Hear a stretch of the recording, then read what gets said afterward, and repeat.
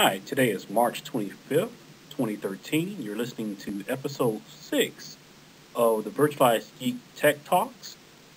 Today we're going to try a tad bit different format. We're going to make it a little bit more friendly for downloading the podcast. We're still going to post these podcasts to YouTube, but I've gotten quite a few requests to be able to view them offline. So we're going to do a dual posting where we're going to post it to YouTube and then to Virtualized Geek as well as a downloadable WMV file. So in your media format. Tonight's topics, we're going to talk about a few of my posts, who moved my cheese, a program that I've been looking to kick off for quite some time called the Virtualized Geek Young Guns Group. We'll talk about that opportunity to give young or aspiring professionals the opportunity to blog and get some exposure. We're going to talk about the vExpert program, as well as my foray into certification, once again, the BCP 5 DV exam. Kicking off tonight's topics with Who Moved My Cheese. If you're not familiar with the story, it's basically a story about change. I encourage you to Google the video or read the book Who Moved My Cheese. It's a great book about managing change, not just change in the job, but change in life in general, how not to stay stagnant. One of the things that is pretty constant throughout technology is that someone is always going to change either the technology, the skill, the requirements, something about your career will always change. So one thing that I've endeavored to do throughout my career is to always update my skill set, whether I'm a technical SME, an architect, or my current role as a management consultant. I always strive to update my skill set and never stay stagnant in one particular skill set. Uh, there's I think, a pretty interesting post on virtualizedgeek.com that goes through some of the technologies that I've been familiar with in the past, and I've been very partial to Microsoft, VMware, Novell, Apple, consumer technologies. All these technologies have a lot of similarities. The biggest one being that each one of the vendors have been dominant in their specific role. But over time, just like everything in technology, market share erodes. Disruptive technologies such as VMware vSphere when it first came out began to displace some of the older legacy technologies. VMware vSphere further helped to commoditize server hardware. Server vendors need to then push into adding doing services. Microsoft came along and pushed Novell out the way when it came to network operating systems. And so basically, companies need to evolve. And we need to, as technologists and architects, we need to make sure that we're not being fanboys and girls of specific technologies to a point where we're closing our eyes to solutions that really help deliver the potential either to our internal customers or if we're consultants to our external customers.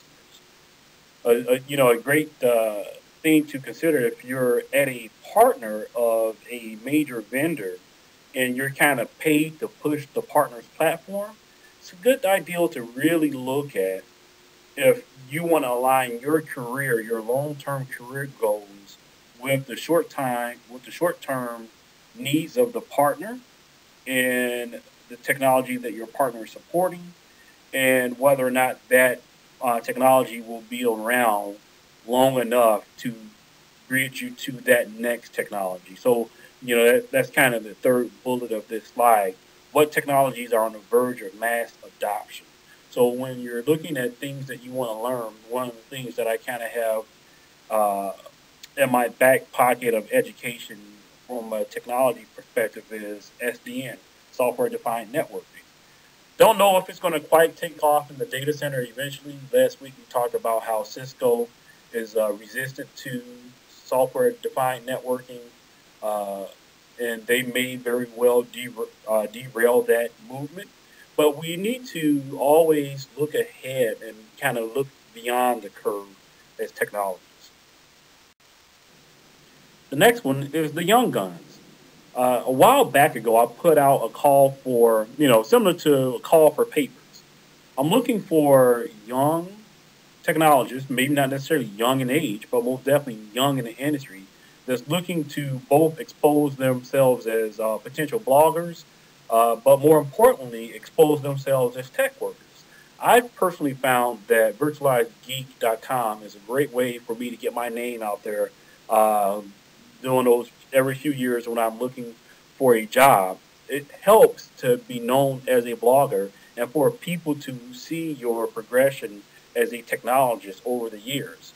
Our first young gun, Marcus Ramsey, posted a piece on the gaming industry. Marcus is a student at NIU, which is about 50, 60 miles, roughly 50, 60, maybe even 70 miles directly west of Chicago.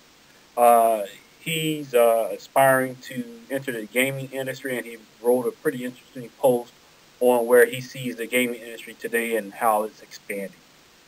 The Young Guns program is actually a outreach from something that's near and dear to my heart, which is growingupshy.com, which is another blog that I run. It's a little bit different from Virtualized Geek, somewhat of a different audience. It's much more of a site that talks about social issues, a lot of stories from my childhood about growing up Chicago.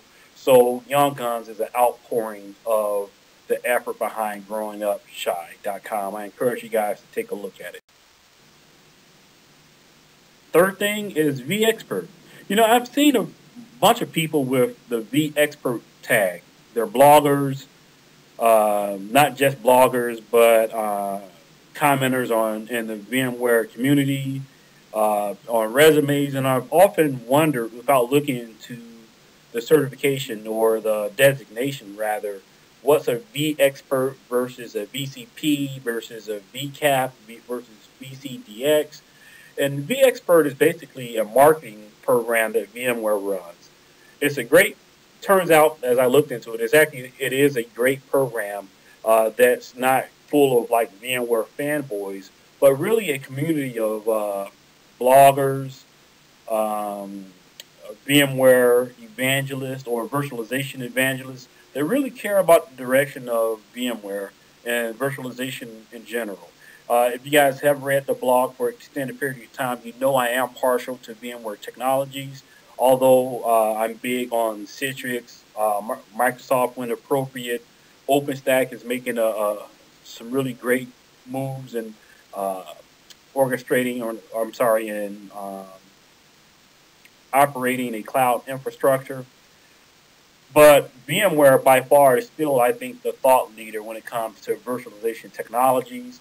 And I'm really passionate about making sure that the company itself stays in a leadership position because they, by far, I think, personally make the biggest investment in virtualization technologies.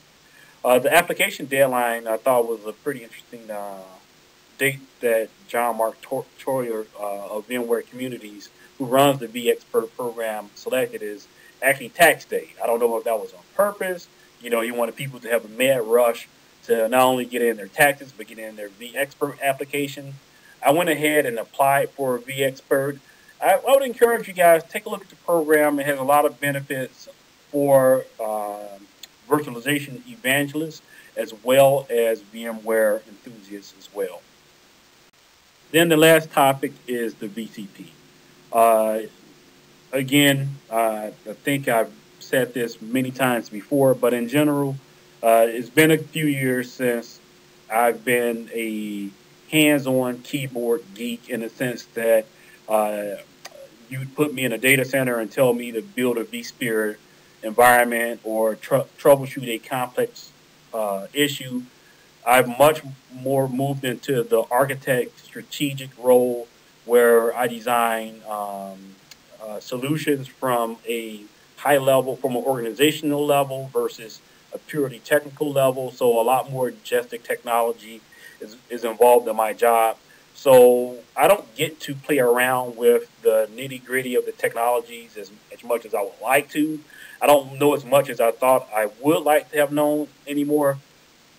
But taking certifications is a way for me to, or gathering or obtaining certifications is a way for me to relive my youth, so to speak, in technology. So I've decided to go ahead and sit for the VCP 5 data center virtualization exam. I scheduled the exam for April the 12th, which is actually just under 2 weeks from today. Quite a bit of studying left. I thought I'd share my study aids that I'm using. I'm going to use trainsignal.com. They have a great special running for $50, basically $50 a month, all you can eat video training. I've used them in the past to renew my CCNA, so I figured I'd use their vSphere 5 training module. I'm using Scott Lowe's Mastering vSphere 5. I wrote wow, feels like it's been about a year. I got to check.